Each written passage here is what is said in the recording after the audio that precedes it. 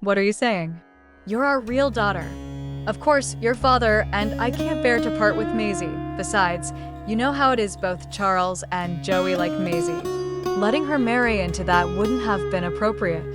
Now that the Stewarts are already preparing for the wedding, you should pack your things. In half a month, someone from their household will take you to Northwatch. Fred and Martha Johanson brushed her off with a few casual words before hanging up the phone. As the screen dimmed to black, Margot Johanson couldn't help but glance at the framed photograph on her desk. In the photo, her parents, her older brother, Charles Johanson, and her childhood friend, Joey Griffin, surrounded her as she stood in the center. She was dressed in a princess gown and crowned with a tiara. Their faces radiated affection for each other. At that time, a saying had circulated widely in their social circle: who wouldn't want to be Margot Johanson? Everyone envied her for having parents who treated her like a precious jewel, a brother who doted on her endlessly, and a childhood friend whose world revolved entirely around her. Margot, too, had believed she would spend her life wrapped in such happiness. But at 18, she discovered the weight of a promise she never made. It was an engagement arranged by her grandfather, Benedict Johansen, before his passing. Margot was deeply in love with her childhood friend Joey and thought her family would dissolve the engagement once she came of age. But fate dealt a cruel twist. Her fiancé, Dominic Stewart, became comatose after a car accident, and to avoid being branded as unfaithful or opportunistic, the Johansons felt compelled to honor the arrangement.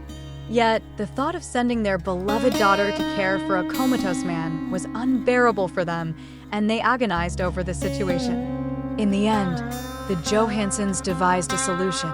They adopted a foster daughter to take her place.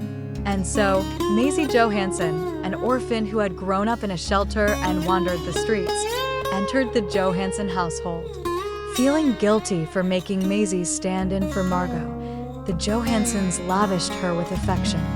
Every month, her parents gave her $700,000 as an allowance, while Charles showered her with an endless stream of luxury goods. Even Joey bent over backward to fulfill Maisie's every request. Margot herself gave up everything she had without complaint. When Maisie wanted her room, Margot gave it to her. When Maisie wanted her trophies, Margot handed them over. When Maisie developed kidney failure and needed a transplant, Margot offered her own. Margot never imagined that Maisie's character would be so vile. After becoming part of the Johansons, Maisie repeatedly framed Margot for her misdeeds. Over just 5 years, she schemed to steal all the love and attention that had once been Margot's. Charles fell for Maisie, as did Joey. Even Fred and Martha began hinting that they couldn't bear to see Maisie marry into another family. Instead, they subtly encouraged Margot to fulfill the marriage contract herself. Margot was not someone who would break a promise. At first, she resisted only because of her mutual love for Joey and her unwillingness to leave her parents and Charles behind. But now, since they all seemed to prefer Maisie's company, she decided she might as well go through with the marriage. After all, the marriage contract had always been hers. Thinking of the date her parents had mentioned, Margot picked up a pen and circled the day on the calendar. It was 2 weeks away. Inside the red circle, she wrote the word departure before heading upstairs. Just as she reached the second floor, the sound of the front door opening echoed through the house. Standing at the doorway were 2 familiar figures. It was Charles and Joey. The 2 men hurried upstairs, and before Margot could react, they shoved her forcefully down the staircase. Margot tumbled down, her body crashing against the hard steps. Her forehead struck the floor with a sickening thud, splitting open and leaving her head drenched in blood. Agonizing pain radiated through her limbs and torso, cold sweat breaking out over her trembling body. The 2 men at the top of the stairs showed no intention of helping her. Instead, they pulled out a phone and began a video call with Maisie. "May," Charles said with a smile. "Did you see us push Gigi down the stairs just now? Now you should believe how much more important you are to us. Stop throwing tantrums and come home, okay?" Margot's eyes flew open at his words, and despite the agony, her gaze filled with disbelief and shock. Had they hurt her so cruelly just to prove to the runaway Maisie that she mattered more? On the other end of the video, Maisie was already sobbing with emotion, tears streaming down her face. "I know you do, Charles. I won't act out anymore. I'll come home right away." At her response, both men exhaled deeply, their relief palpable. After ending the call, the two men hurried downstairs. "Does it hurt, Gigi?" Charles asked, his tone almost perfunctory. "May said she felt insecure and needed us to prove it to her this way. We had no choice. She's just a young girl who ran off in a fit of anger. We couldn't let her wander outside alone. You'll have to bear this for now. We'll make it up to you later." Margot was in so much pain that she couldn't speak. Seeing her pale and trembling, the two men began to panic. Just as they were about to take her to the hospital, Maisie's delicate, tearful voice came through another phone call. "I'm such a fool, Joey. I can't even find my way home," she whimpered. Her words, both men tensed. Without hesitation, they ended the call and prepared to leave to fetch her. But as they reached the door, they glanced back at Margot, who was still sprawled on the floor, blood seeping from her wounds. "Gigi," Joey began, his tone almost dismissive. "Maisie's lost, and we're worried she might run into trouble. You'll have to get yourself to the hospital." And just like that, they abandoned her without a second thought. Margot could only watch as their figures disappeared into the distance, leaving her behind in agonizing pain. Using the last ounce of her strength, she struggled to call for an ambulance. Blood continued to seep from the gash at the back of her head, soaking the fabric of her clothes until it turned crimson. Before she lost consciousness, only one thought remained in her mind. Later? There won't be a later. In 2 weeks, she would leave the city. She would sever ties with all of them completely and utterly. When Margot opened her eyes again, night had already fallen. She glanced around the empty hospital room, a cold smile reaching her eyes. A nurse entered, holding her medical report. She briefly explained Margot's condition and informed her to settle the bill and prepare for discharge the next day. As Margot flipped through her medical records, the phone on the bedside table buzzed incessantly. The messages were from Maisie. Maisie had sent dozens of photos, each one flaunting her happiness. In the images, Joey carried Maisie on his back, walking her home, while Charles, wearing an apron, cooked for her. The two men surrounded Maisie, their faces brimming with affection. Piled at their feet were heaps of extravagant gifts. "Gigi," Maisie wrote smugly, "Charles and Joey spoil me so much. I must be the happiest little girl in the world." Margot glanced at the messages, but didn't reply to a single one. The next morning, after a night of rest, she completed her discharge procedures and returned home. As soon as she stepped inside, she saw Charles, Joey, and Maisie gathered on the sofa, watching a movie together. The two men flanked Maisie protectively. Charles fed her pieces of fruit, while Joey handed her a drink. The bloodstains that had once marked the floor were gone, thoroughly cleaned away. No one seemed to care. Margot averted her gaze and silently retreated to her room. She pulled out a cardboard box and began packing. Piece by piece, she filled the box with belongings until it was overflowing. Once it was full, she carried the box and walked out. Not long after, the blaze outside caught Joey and Charles's attention. Noticing something was amiss, they both rose from their seats and stepped outside, only to see Margot standing before a large fire pit, throwing items into the roaring flames. Their hearts sank. "What are you doing, Gigi?" Joey demanded, his voice tight with alarm. Margot didn't respond immediately.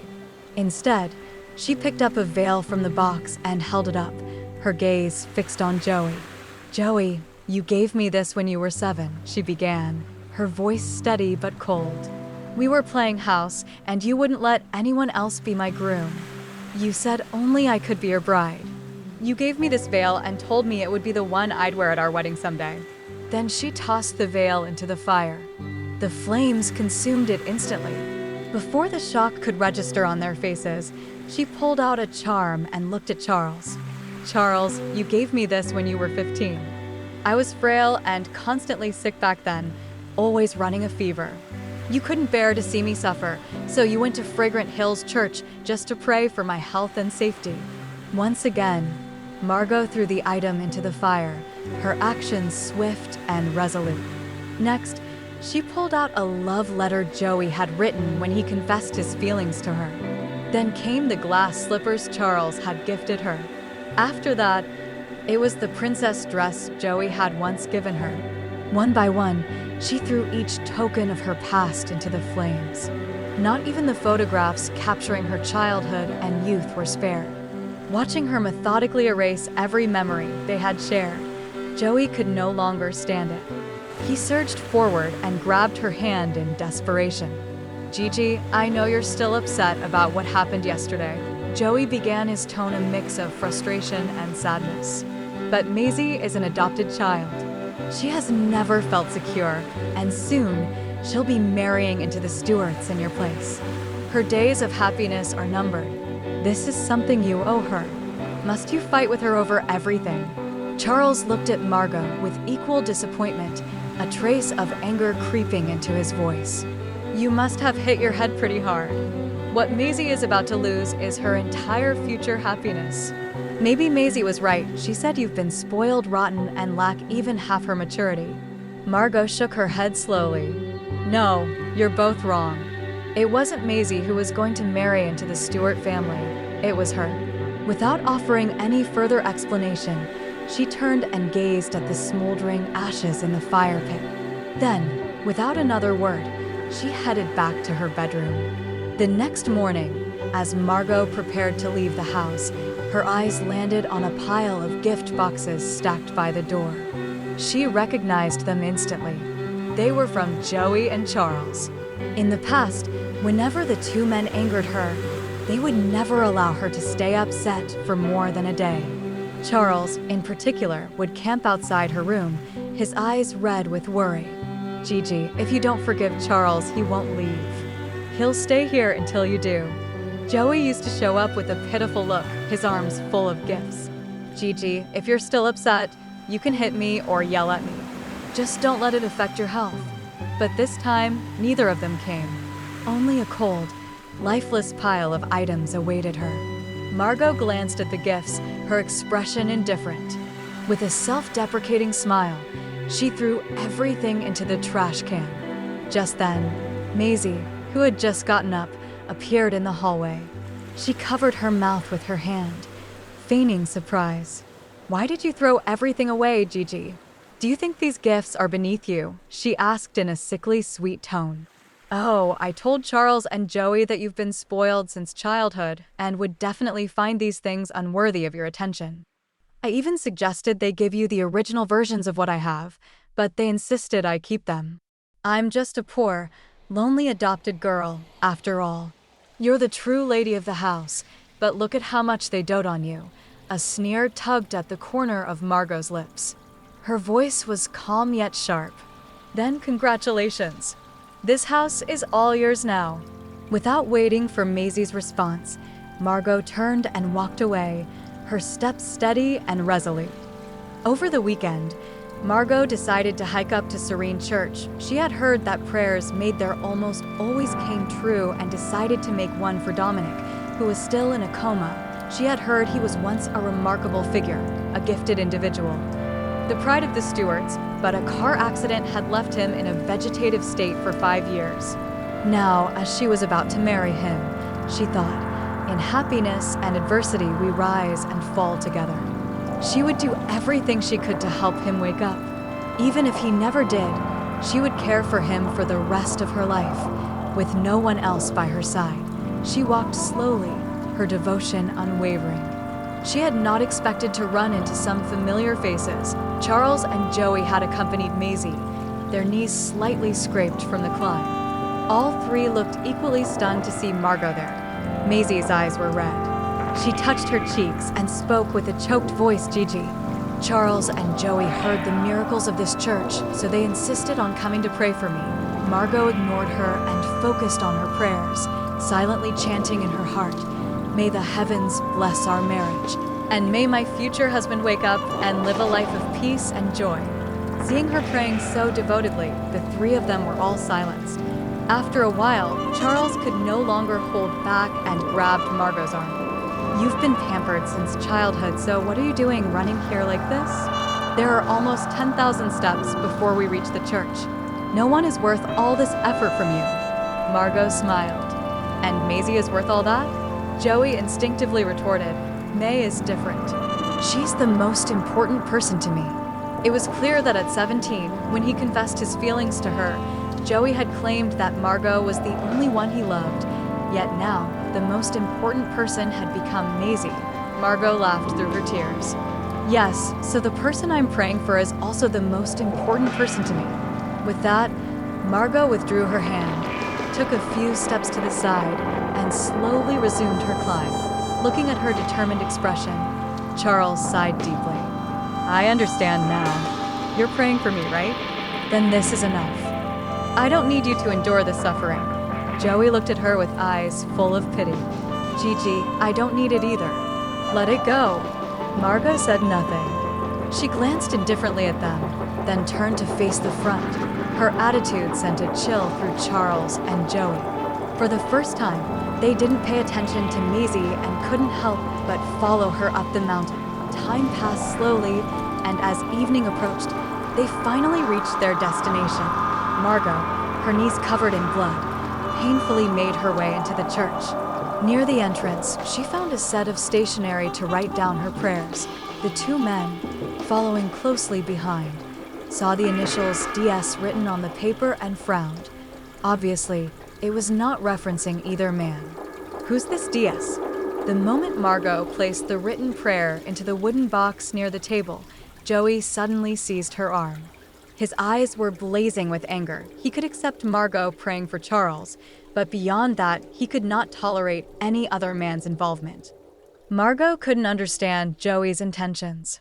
He had just declared that Maisie was the most important person to him, yet now he was showing such jealousy about her actions. She was about to speak when Maisie suddenly tripped and fell to the ground. Joey and Charles rushed forward without a second thought, ready to help her up. Tears filled Maisie's eyes as she refused their support. "You're sore from the hike up here. Please don't worry about me." She then looked up at Margot. "Gigi, could you help me to a seat so I can rest for a while?" Before Margot could respond, Maisie walked over and leaned against her. Margot instinctively tried to push her away, but lacked the strength, so she passively allowed Maisie to rest against her. Just as they passed a few seats, Maisie grabbed Margot's arm. The once soft, delicate expression on her face turned into one of challenge. "Do you think you can capture their attention with such petty tricks, Gigi? In your dreams." Margot was confused by Maisie's sudden change and was about to speak when she saw Maisie raise her hand and slap her own face a few times. As she struck herself, she began to cry loudly. "I was wrong, Gigi. I'm sorry. Please don't hit me. I promise I won't fight you for Charles and Joey's attention anymore. Please have mercy on me." The loud sound quickly caught the attention of Charles and Joey, who were just a few steps away. The two men rushed over and saw Maisie's face, covered in slap marks, tears streaming down her face. Enraged, Charles immediately stormed over and shoved Margot away. Too weak to resist, Margot crashed into a light stand before hitting one of the church benches. Her forehead instantly started bleeding. Joey looked at her, his eyes filled with fury. "What the hell, Gigi? Maisie has suffered for over 10 years without any parents. Even when she came to the Johansons, she was just an adopted daughter. You've always had everything. Why do you have to target her? I've found out they're already preparing for the wedding, and in just a few days, she'll be married off.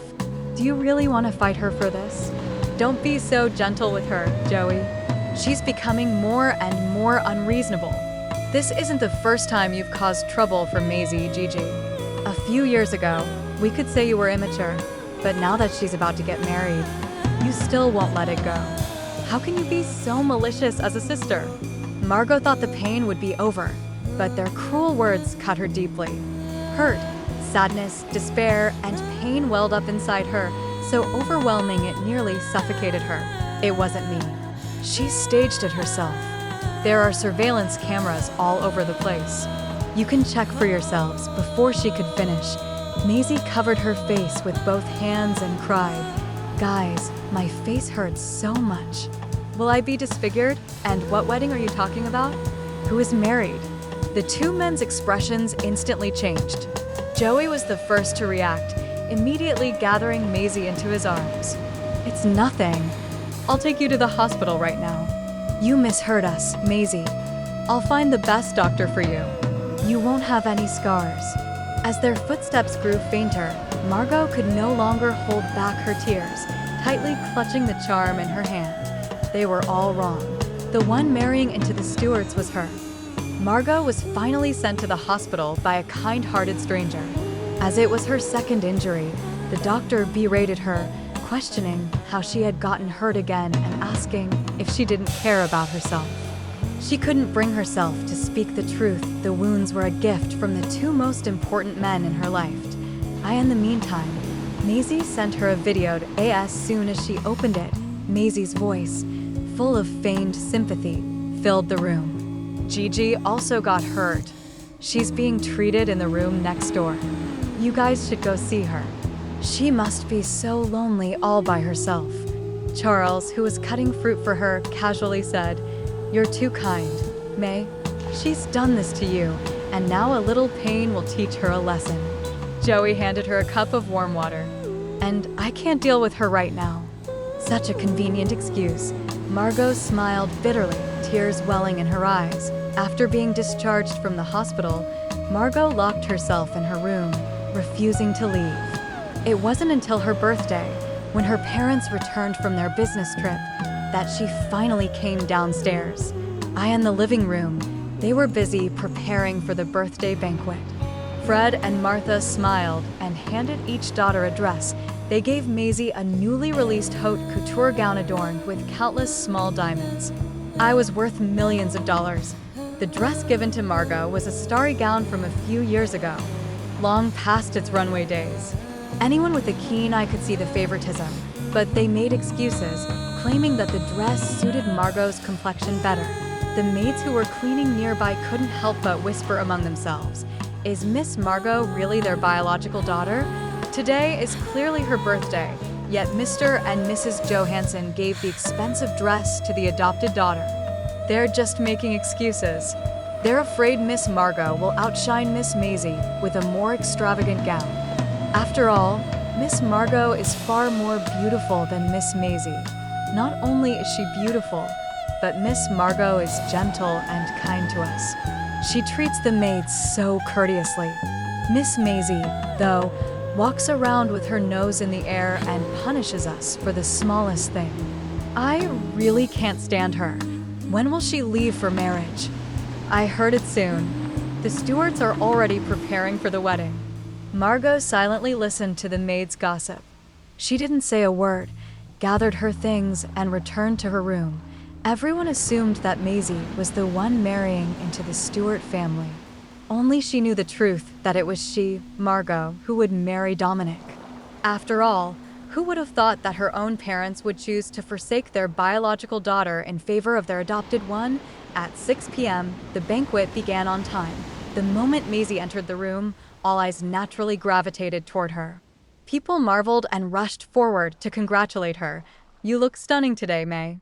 You're truly the star of the party. The dress must have taken forever to get. Your parents really dote on you." They all complimented her, forgetting that the real birthday star was Margot. Margot said nothing as she quietly sat on the sofa, watching the large fruitcake and seafood spread on the table beside her.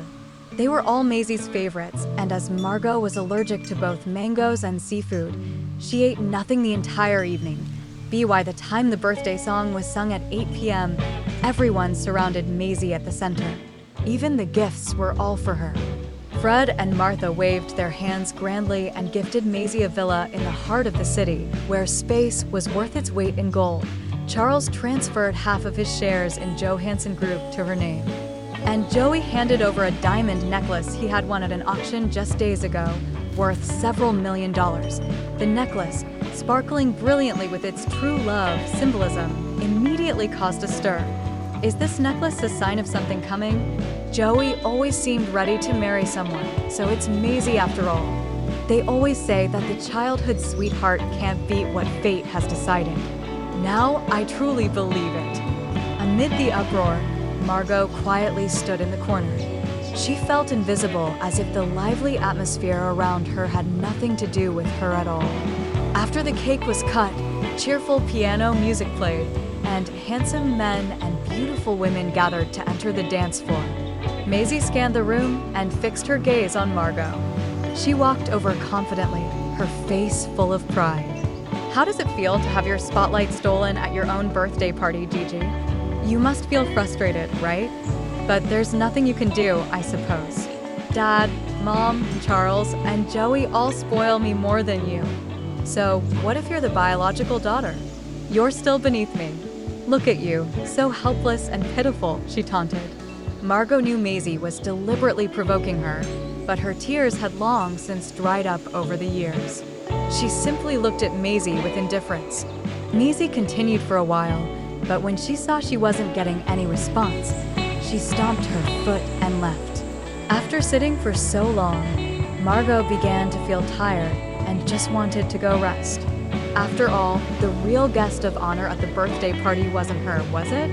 Just as she was about to leave, Maisie, surrounded by the crowd, suddenly shouted, "Oh, the necklace Joey gave me is missing. There's a thief here." Margot turned around and, sure enough, saw Maisie's bare neck. For some reason, an uneasy feeling suddenly surged within her. Sure enough, the next moment, she saw Maisie crying, her eyes filled with tears. "Just now, I was talking to Gigi, and my necklace disappeared. Gigi, if you really liked it, you could have just asked me for it. Why did you steal it?" As soon as the words were spoken, all eyes in the room turned toward Margot. Margot took a deep breath and calmly met the malicious gazes directed at her, her voice steady. "It wasn't me. I am the eldest daughter of the Johansons. A necklace like that is nothing to me. Do you think I'd need to steal it?" Her calm and composed demeanor eased the suspicions of many in the room. Joey frowned, still not believing her, but Maisie wasn't about to let it go. She insisted on accusing Margot. "If it wasn't you, then who else could it be? A necklace might not mean much to you, but this one was a gift from Joey. You like him so much, how could you not want it? If you're truly innocent, then let's search you." Search her in front of everyone? Margot clenched her fists tightly, her face cold as she rejected the suggestion.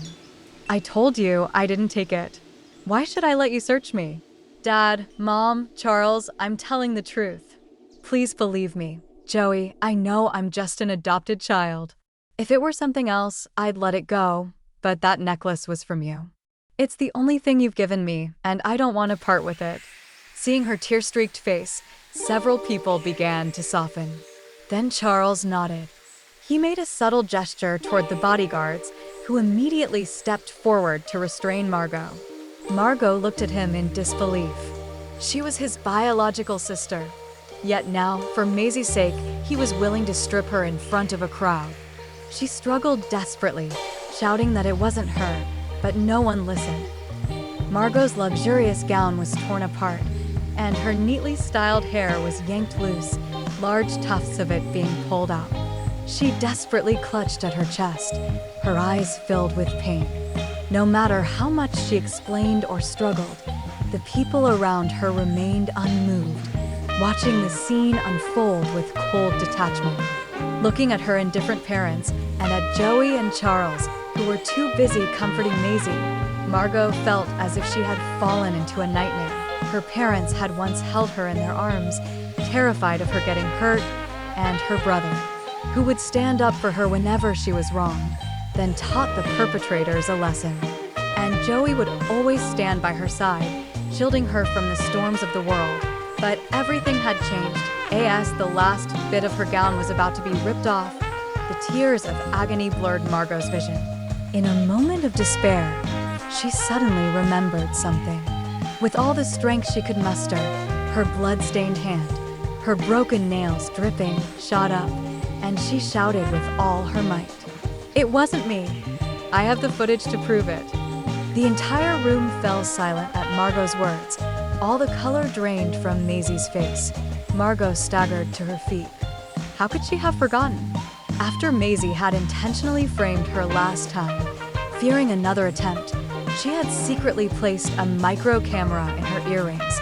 Wiping the tears from her face, she quickly removed the earring with the camera and plugged it into the large screen.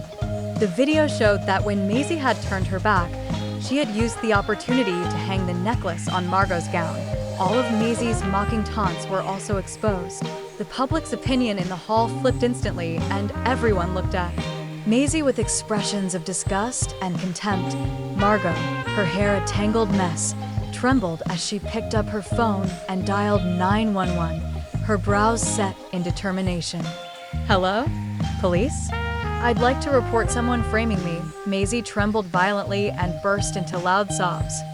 "I didn't mean it. I just wanted to play a little joke on Gigi. Why do you have to blow this out of proportion?" As soon as she began crying, the Johansons and Joey rushed over to wipe her tears, their cold eyes turning toward the disheveled Margot, their tone filled with disapproval. "May said it was just a joke. Why can't you let it go? She's so kind and pure. How could she possibly do something like framing someone?" The authenticity of this footage is still in question. Enough. This farce ends here. Calling the police for such a small matter. Aren't you embarrassed of yourself? As they spoke, they escorted Maisie out of the hall. Watching their hurried departure, Margot truly felt what it meant to be abandoned by everyone. She laughed quietly, her body cold.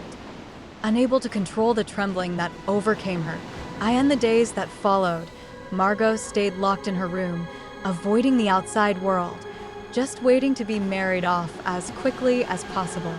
She had never imagined that one day, the family that had once showered her with boundless affection would become the very place she longed to escape. One day, as she was packing her bags, she suddenly heard a loud commotion outside the villa. She opened the window and saw Maisie driving a car in the garden. Joey was sitting in the passenger seat, smiling as he instructed her. Charles stood by the roadside, gently guiding her as she backed the car into the garage. Margot was slightly bewildered as she watched the three of them. It was Charles and Joey who had taught her how to drive years ago. Back then, it was winter and the cold weather bit at her skin. Joey worried she would catch a chill and would hold her hand after each trip, gently warming it in his own. Charles, ever indulgent, would brave them. Cold wind to record videos for her and stay up late sorting through the notes he had made. But those were memories from a long, long time ago. Margot lowered her eyes, hiding the sadness in them. In the afternoon, she had planned to bid farewell to a few friends and was getting ready to head out. But as soon as she stepped outside, a car suddenly struck her, sending her flying several meters through the air. With a loud crash, she slammed into the hard stone pavement. Blood poured from her mouth, and her entire body felt like it was falling apart. Intense, bone-crushing pain radiated from every part of her, tugging at her nerves. In daze, she saw Maisie get out of the car with a smile on her face. Gigi, I'm so sorry. I just learned how to drive, and I accidentally mistook the gas pedal for the brake. I didn't mean to hit you. Look at all this blood. You must be in a lot of pain, huh? I should call an ambulance right away. Wait, what's the emergency number again? 911? 999? Or is it 991? Maybe I should call each of them one by one, but that'll take a while. Gigi, you've got to hold on. Margot lost consciousness before she knew if an ambulance had been called. She lay on the ground for half an hour before Joey discovered her and rushed her to the hospital. She finally regained consciousness after a day and a half, only to find that her chest hurt terribly, as 3 of her ribs had been broken. She felt so weak that she couldn't summon any strength to sit up, and just breathing caused her excruciating pain. Fred and Martha stayed by her bedside, their faces full of concern. Charles repeatedly asked the doctor if there was anything that could ease her suffering. Joey tightly held her hand, wiping the cold sweat that constantly formed on her forehead. After the accident, it seemed as though everyone's attention had shifted back to Margot, but only she knew that their concern wasn't solely for her well-being. "Margot, the doctor said the pain is temporary. Please bear with it, and you'll start feeling better soon. May didn't do it on purpose, so forgive her, all right? It's all my fault. I didn't teach her properly, and she made a mistake. Gigi, if you want to be angry with me. We're all family. It was just an unfortunate accident. Don't take it to heart, Gigi. Rest and recover. That's what matters now." All morning, Margot heard a variation of those words countless times. They looked worried, but every word that left their mouths was just an excuse for Maisie. It was unclear whether it was the physical pain or the aching in her heart that made Margot unable to stop her tears from falling. The people in the room blurred into shadowy figures in the mist, their faces indistinguishable. Perhaps it was a hallucination brought on by the pain, but her mind conjured up many vivid images. Her parents, who used to call the doctor to dress a small cut on her hand. Charles, who knew she hated taking medicine and would always take it with her, no matter what it was, just to make her feel better. Joey, who would guard her every step when she sprained her ankle, ensuring she didn't walk a single extra step. All of that was gone now. When Joey saw her crying, his heart tightened, and he raised his hand to wipe away her tears. Just then, a nurse walked in. "There's a young girl outside the ward who fainted from emotional distress. Someone needs to go check on her." Upon hearing that Maisie had passed out, everyone immediately left to attend to her, rushing toward her room. The once noisy ward instantly became empty, leaving only Margot in its silence. Her tears, however, continued to pour uncontrollably. She cried herself to sleep, and when she awoke, the room was still silent, and the pain in her body had not subsided. The phone next to her pillow lit up intermittently. When she unlocked it, she saw a message from Maisie. "You're the one who's hurt worse, but everyone is only concerned about me. You're nothing but a joke, Gigi." Joey was gently blowing on a bowl of porridge before feeding it to her. Charles was racking his brain for all kinds of bad jokes, trying to make her smile. Fred and Martha were adjusting the blanket around her. In the 1-minute video, everyone gathered around Maisie as they comforted her. "We know you didn't mean it, May. Your sister won't blame you. Please stop feeling guilty. You're upset, and it hurts us too. Don't cry anymore or your eyes will swell up. You'll look worse. Margot just needs to rest for a few days. It's not serious. She'll be fine. Please don't worry."